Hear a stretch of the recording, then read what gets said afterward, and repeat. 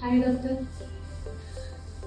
Doctor, 25 വയസ്സിന് ശേഷമാണല്ലോ നമ്മുടെ ageing start ചെയ്യുന്നത്. അപ്പോൾ മുതൽ നമുക്ക് സ്വീകരിക്കാവുന്ന കുറച്ച് സ്കിൻ കെയർ റൂട്ടീൻസിനെ പറ്റി ഒന്ന് എക്സ്പ്ലെയിൻ ചെയ്യാമോ?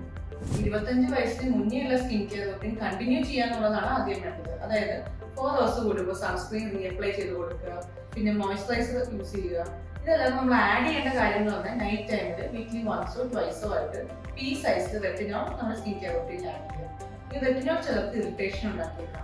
അതുകൊണ്ട് പ്രോപ്പർ ആയിട്ട് ഡെർമറ്റോളജിസ്റ്റ് കൺസൾട്ടേഷന് ശേഷം മാത്രമേ റെറ്റിനോൾ നമുക്ക് ആഡ് ചെയ്യാൻ പാടുള്ളൂ. ഇറിറ്റേഷൻ ഇല്ലെങ്കിൽ അപ്ലൈ ചെയ്യുന്ന ഡേയ്സും റെറ്റിനോളിന്റെ കോൺസെൻട്രേഷനും സ്ലോലി ഇൻക്രീസ് ചെയ്യാവുന്നതാണ്. റിങ്കിൾസ് കുറയ്ക്കാനും സ്കിൻ ഹൈഡ്രേറ്റഡ് ആയിട്ടിരിക്കാനും ഈ സ്കിൻ കെയർ റൂട്ടീനുകളിലൂടെ ചെയ്യാവുന്ന പ്രൊസീജിയേഴ്സിനെ പറ്റി ഒന്ന് എക്സ്പ്ലെയിൻ ചെയ്യാം. കൊളാജൻ പ്രൊഡക്ഷൻ ബൂസ്റ്റ് ചെയ്യാനും റിങ്കിൾസ് വരുന്നതൊക്കെ തടയാനുമായിട്ട് MNRF with PRP, micro needling with PRP, carbon dioxide laser, IV glutathione ഒക്കെ വളരെ എഫക്റ്റീവ് ആണ്. പിന്നെ റിങ്കിൾസിന്റെ മാനേജ്മെന്റ് ആണ്. അതായത് ചുളിവുകൾ എന്ന് പറഞ്ഞാൽ 2 തരമുണ്ട്: ഡൈനാമിക് റിങ്കിൾസും സ്റ്റാറ്റിക് റിങ്കിൾസും.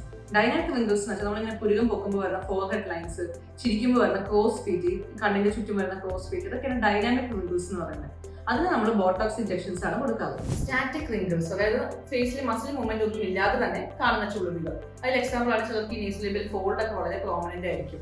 പിന്നെ അല്ലാതെ തന്നെ അണ്ടർ ഐ ഹോളോയിങ്, ഇതിനൊക്കെ ആയിട്ട് നമുക്ക് കൊടുക്കാവുന്നതാണ് fillers. Botox and fillers can go wrong.